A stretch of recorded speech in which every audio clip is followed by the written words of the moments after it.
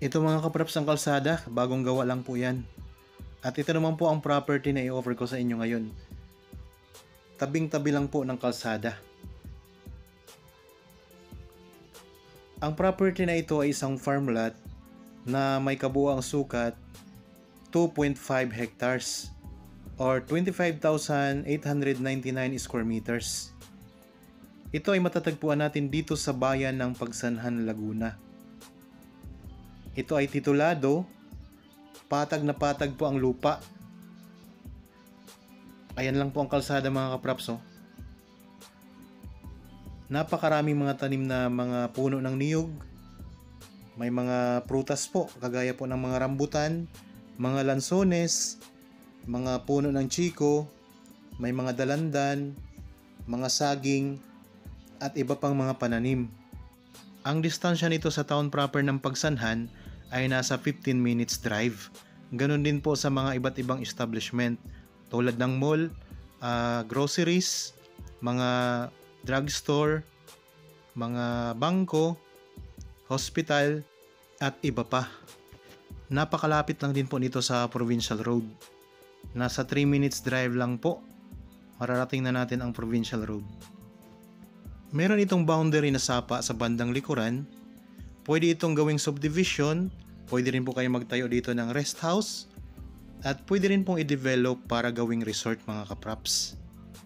Dito sa bandang unahan ng property, ayan po, napakaraming mga puno ng niyog na may mga bagong tanim at mayroon na rin pong mga malalaki. Ayan, marami din pong mga puno ng lansones. Okay, tayo po ay papasok doon sa loob ng property. Magandang araw po mga kapraps. Welcome back sa Badshot Properties channel. Ako po si Bads, ang inyong makakasama para sa ating virtual viewing. Para sa mga bago pa lang po sa aking channel, huwag niyo pong kalimutang mag-subscribe at pindutin na rin po ang notification bell para maging updated kayo sa mga bagong property na available. Tara na po! Ayan naman po ang puno ng rambutan. Ayan, ang daming bunga, namumula. Okay, punta tayo doon sa may bandang likuran ng property mga kapraps. Nandito na tayo ngayon sa may bandang gitna. Ang lawak ng property na ito.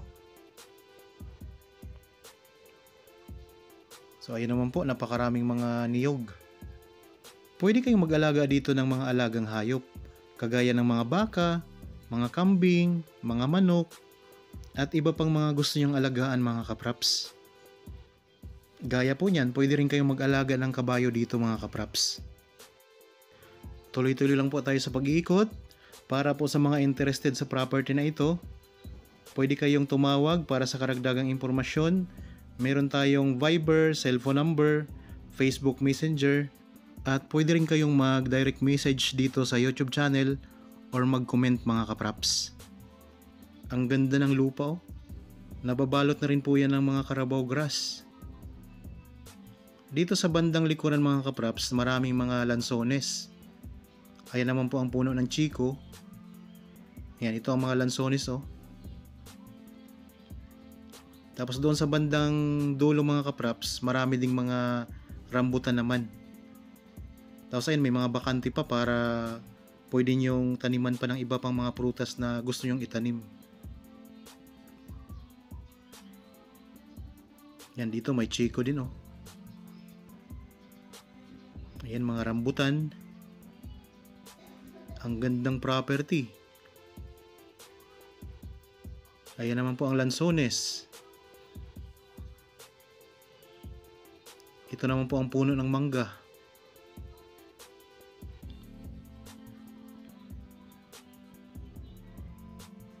Yan, ayan mga kapraps oh. May mga natitira pang bunga ng lansones. Kakatapos lang po kasing anihin ng ibang mga bunga nito.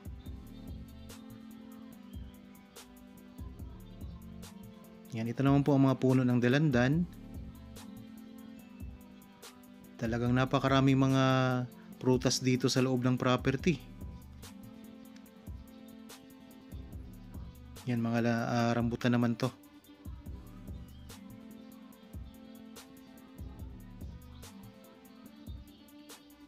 So ulitin ko lang po mga kapraps, ang property na ito ay isang farm lot na matatagpuan natin dito sa bayan ng Pagsanhan, Laguna. Punong-puno po ng mga prutas kagaya po ng mga lansones, rambutan, mga puno ng chiko, mga puno ng niyog, may mga dalandan, may mga mangga, at iba pang mga tanim. Ito naman po, ang daming mga bunga ng rambutan, namumula pa. Ayan. So ito po ay income generating property, mga kapraps.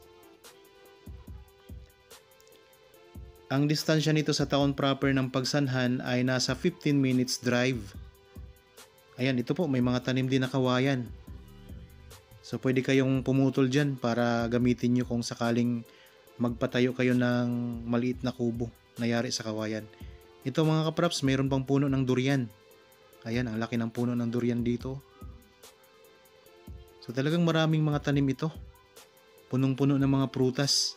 At ang ganda ng lupa, nababalot po ng Carabao grass. At napakapatag po, mga kapraps. Patag na patag yan. Okay, nandito na tayo ngayon sa bandang likuran ng property. Ang ganda. Ang distansya nito sa Provincial Road ay nasa 3 minutes drive. So tabing kalsada lang po ito, kaya pwede pong ipasok ang inyong sasakyan dito sa loob ng property.